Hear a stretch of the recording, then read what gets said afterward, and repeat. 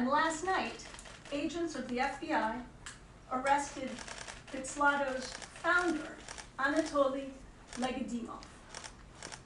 I am joined today by the Assistant Attorney General for the Criminal Division, Kenneth Polite, the United States Attorney for the Eastern District of New York, Breon Peace, FBI Associate Deputy Director, Brian Turner, and the Deputy Secretary of the Treasury, Wally Adeyemo. Today's law enforcement actions put all of those who seek to exploit the cryptocurrency ecosystem on notice that the Department of Justice will use every tool, working along with our partners, every tool that we have to attack the criminal use of the dark net and cryptocurrency. And we are taking steps to address the crisis of confidence in the cryptocurrency markets.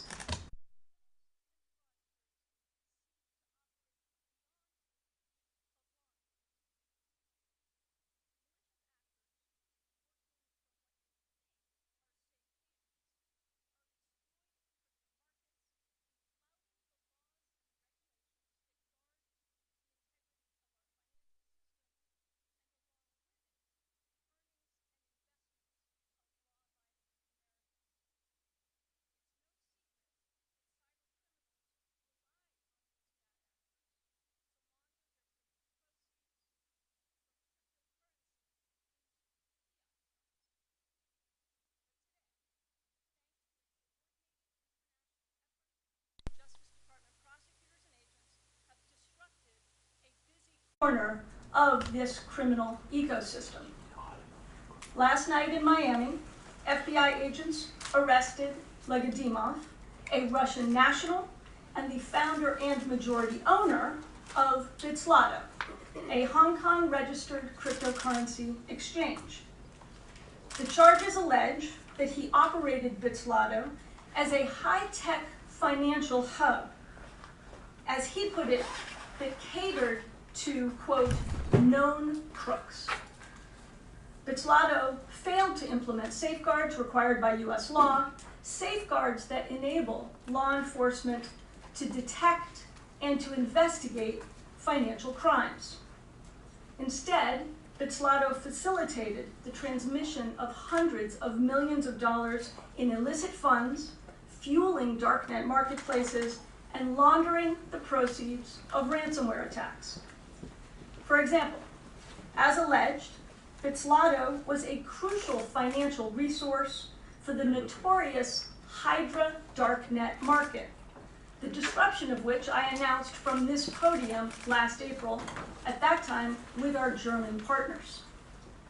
Now, Hydra was the world's longest running and largest darknet marketplace, responsible for 80% of the world's darknet transactions. Together, Hydra and Bitslotto formed a high-tech axis of crypto crime. Hydra buyers funded illicit purchases of illegal drugs, stolen financial information, and hacking tools from crypto accounts hosted at Bitslotto.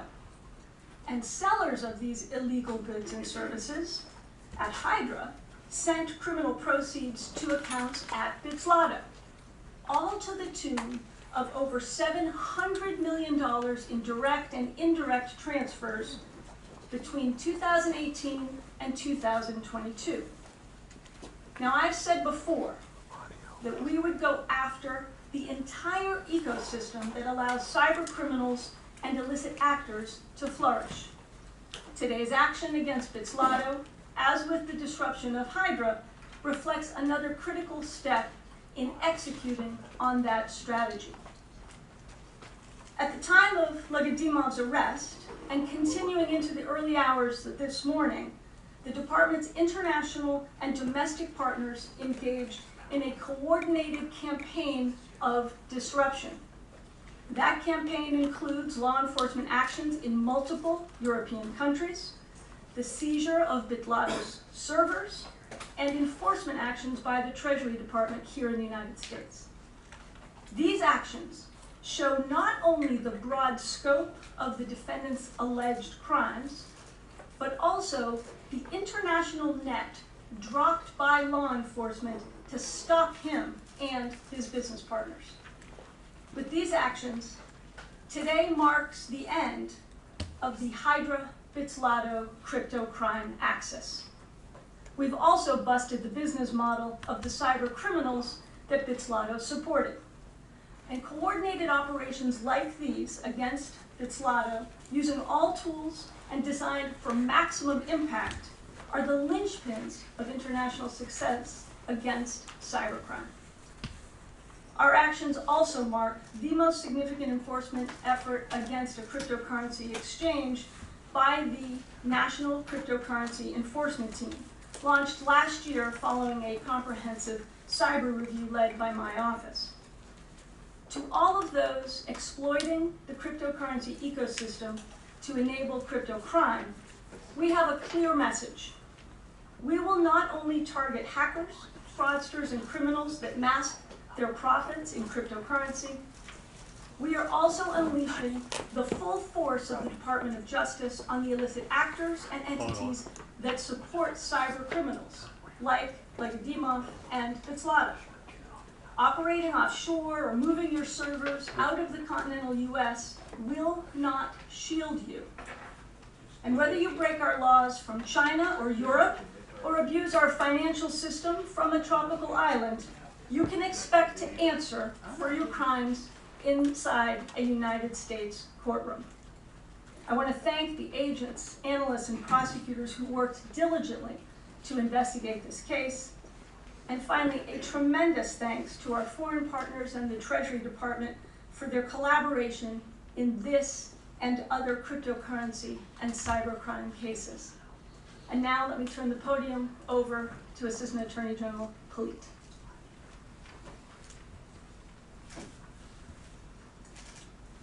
Thank you, Deputy Attorney General Monaco. When the department announced the creation of the National Cryptocurrency Enforcement Team in late 2021, we set forth the blueprint on how NCET would work to disrupt criminal abuse of the cryptocurrency ecosystem. We named Eun-Young Choi, an accomplished leader on cyber and cryptocurrency issues, and a seasoned department prosecutor to be NCET's first director. We said that NCET would investigate those who enable the use of digital assets to facilitate crime, with a particular focus on virtual currency exchanges and services. And we said that NCET would enhance the department's collaboration with domestic and foreign partners in aggressively investigating and prosecuting crimes involving cryptocurrency. Today's actions against Bitslotto, the first public enforcement action led by NCET, are precisely what we had in mind. As the Deputy Attorney General described, Bitslotto is a cryptocurrency exchange that allegedly facilitated illicit activities by making it easier for bad actors, including ransomware groups and dark web drug pushers, to conceal their identities and profit from their misconduct. Bitslotto accomplished this in part by flouting key requirements of anti-money laundering programs and helping criminals hide their transactions behind the anonymity of the blockchain. But today, Bitslotto's co-founder and senior executive is in handcuffs here in the United States. And agencies around the world have taken strong action to ensure that Bitslotto can no longer facilitate crime. None of this would have been possible without strong partnerships on the domestic and international levels between NCET, other parts of the criminal division, the U.S. Attorney's Office in the Eastern District of New York, and the stellar teams of FBI agents, between U.S. law enforcement and our counterparts in France, and between the department and our colleagues at FinCEN. The department also drew heavily today on its deep bench of international experts including our new Cyber Operations International Liaison and our legal attaché in Paris. The work announced here today is a textbook case for what we can accomplish when INSET works with its partners here and abroad to disrupt the harm caused by criminal cryptocurrency platforms. And we are just getting started. I now turn the podium over to my colleague, U.S. Attorney Breon Peace.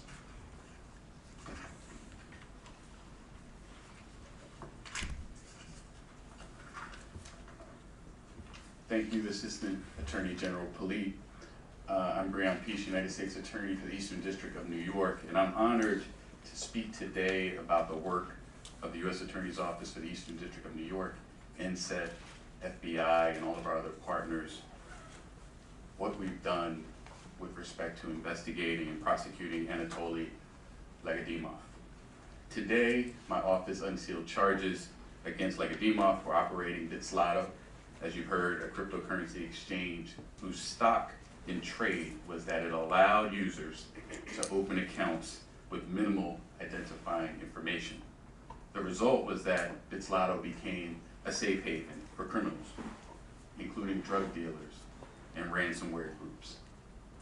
They knew that when the police traced their funds to Bitslotto, Bitslotto would not be able to turn over its users' true identities.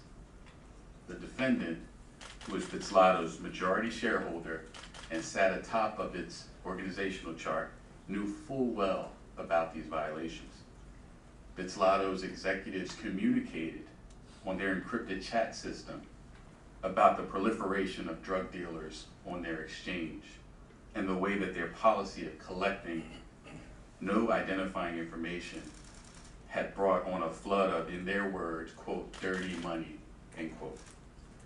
Bitslotto conducted its business in a brazenly lawless manner that is directly at odds with the rules of honesty and integrity that must govern the financial marketplace. To anyone who still believes that they can hide from the law by using cryptocurrency, this prosecution should put that illusion to rest. Although this was a global crime, its effects reverberated in the Eastern District of New York. Bitslotto did business with individuals residing in our district. It accepted connections from computers in our district, and the defendant was continuing to administer his company from the moment he stepped off a plane at John F. Kennedy Airport in Queens, New York, last October. In my office, the Eastern District of New York is at the forefront of cryptocurrency prosecutions, and this case continues a string of recent prosecutions in this space.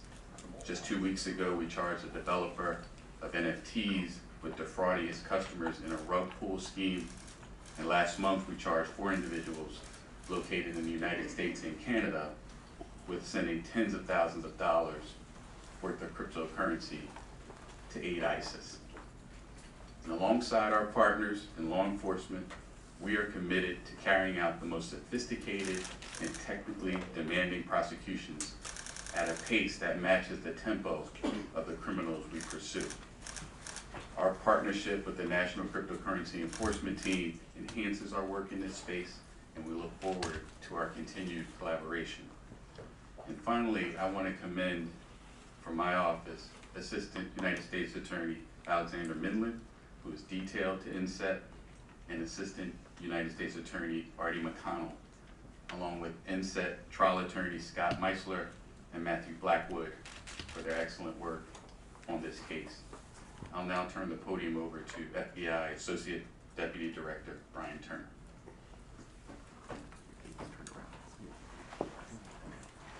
Thank you, Breon.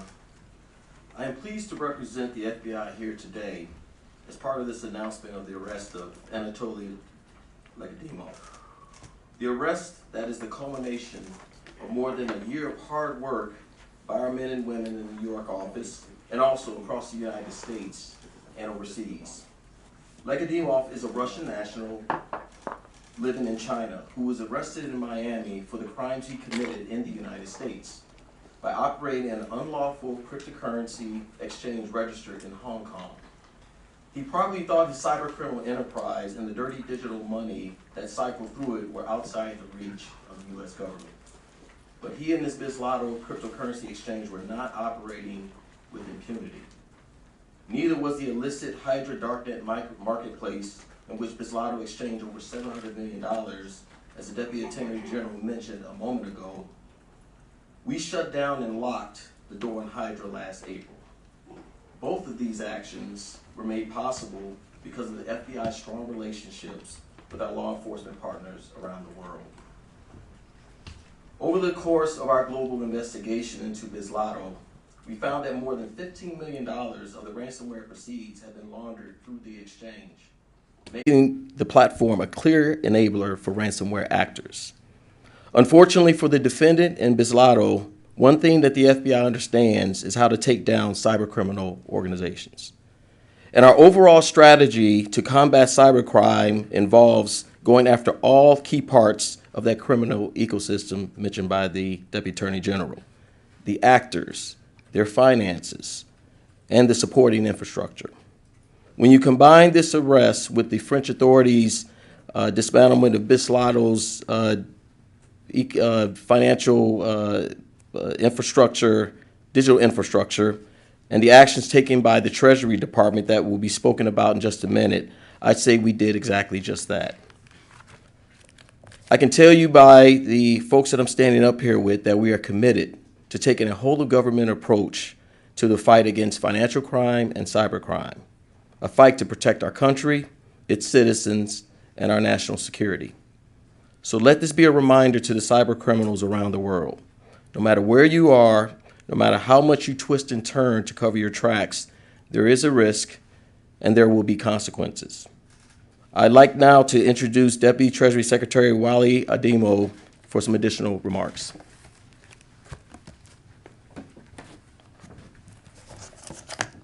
Let me start out by thanking the Deputy Attorney General for her leadership on this set of issues and for the work that is being done here at the Department of Justice, and to thank our colleagues at the Department of Justice for being such great partners, not just on this action, but on going after this ecosystem more broadly. I think that in addition to thanking our colleagues here, I want to thank the talented men and women of FinCEN for using a new set of authorities that Congress gave us to go after illicit financial action in Russia so quickly and to do it so effectively. One of the things that those people in this ecosystem count on, those who are cyber criminals that work globally, is that they will be able to escape prosecution in the United States or in any other jurisdiction because of a lack of coordination. What today's action actually proves is that is not the case. Working closely with French authorities, we've taken an action here that should demonstrate to cyber criminals around the world that we will work in a global, consolidated fashion to take action against them, to protect our citizens, and to protect the global financial system. Today, as part of the U.S. government's action against the virtual currency exchange Bitslotto, Treasury's Financial Crimes Enforcement Network has taken steps that expose and disrupt Russian cyber criminals and their enablers. FinCEN is officially identifying Bitslotto as a primary money laundering concern in connection with Russia's illicit finance. Bitslotto has repeatedly facilitated transactions for Russian-affiliated ransomware groups, including Conti, a ransomware as a service group that has links to the Russian government and to Russian-connected darknet markets. 2/3 of Bitslotto's top counterparties are associated with darknet markets or scams, and Bitslotto received virtual currency worth almost $500 million from illicit activity between 2019 and 2021. Nearly 50% of all known Bitslotto transactions during this time involved Russian illicit finance or otherwise risky sources. Bitslotto is particularly active in facilitating illicit activity, but it is ultimately part of a larger ecosystem of cyber criminals that are allowed to operate with impunity within Russia. It is well known that Russia is a haven of cyber criminals, where the government often enlists them for its own malicious purposes. The majority of ransomware incidents reported to FinCEN in the second half of 2021, for example, were conducted by Russia-related cyber ransomware actors. At a time when Russia is waging a brutal and unjustified war in Ukraine, and as it seeks to circumvent sanctions and governance controls to fill its coffers and sustain its violence, We will not tolerate criminals enterprises that enrich Russia's malicious interests. Because of its significant operations in and connection to Russia and Russian illicit finance, Bitslotto threatens U.S. national security, the integrity of the U.S. and international financial sector, and business and institutions worldwide. Identifying Bitslotto as a primary money laundering concern effectively renders the exchange an international pariah. It imposes special measures on covered financial institutions, prohibiting them from transmitting funds to or from Bitslotto, or from any account or wallet administered by or on behalf of Bitslotto.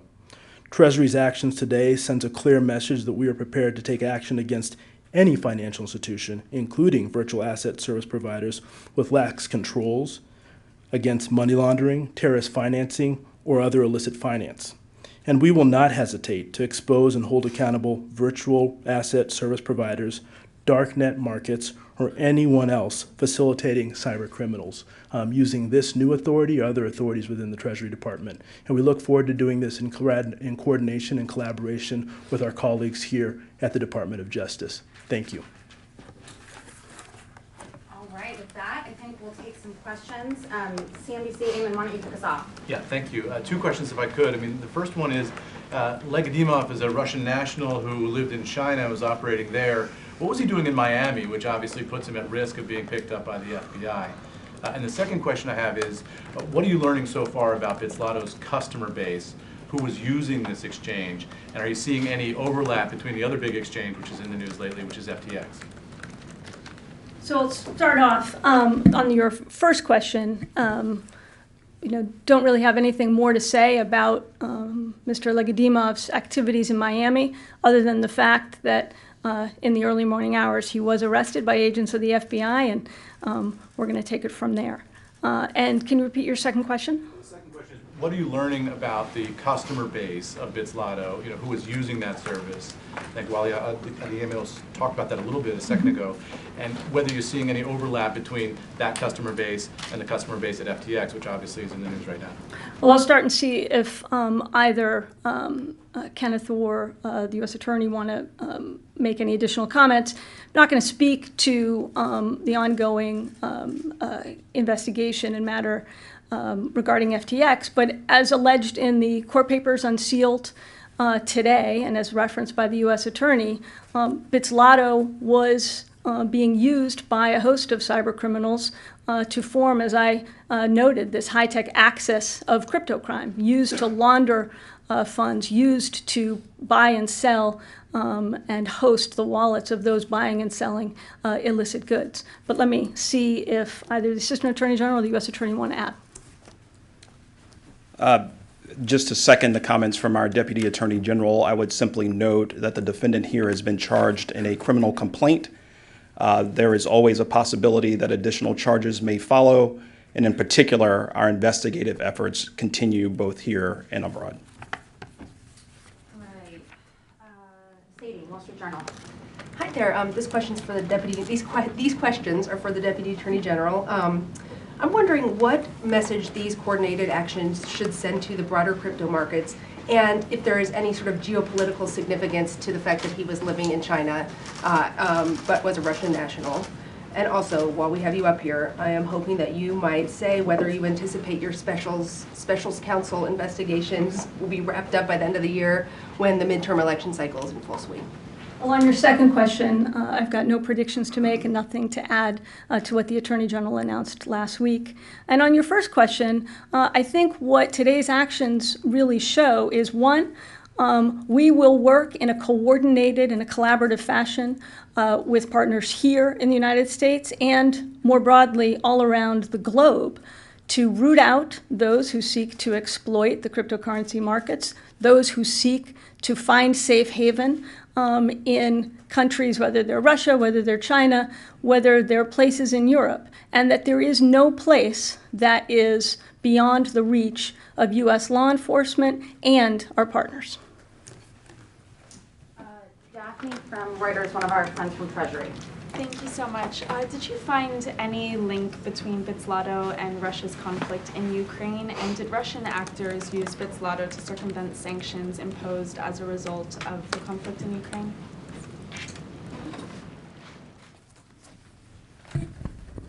So as my colleagues have said, our investigation continues, and what we do know is that Russia has set up an ecosystem that is permissive for cyber criminals and for the ecosystem that allows them to finance those crimes. Our goal is to ensure that Russia can't use cryptocurrency or other means to circumvent our sanctions. That is part of why we use this new authority to go after Bitslotto, to make clear that now they're an international pariah. And our message to those actors who want to use crypto to try and circumvent our sanctions in Russia or in any other jurisdiction in which we put in place sanctions is that we will, in collaboration and coordination with our allies and partners and with the Department of Justice, find you, go after you, and take actions against you using the tools at our disposal.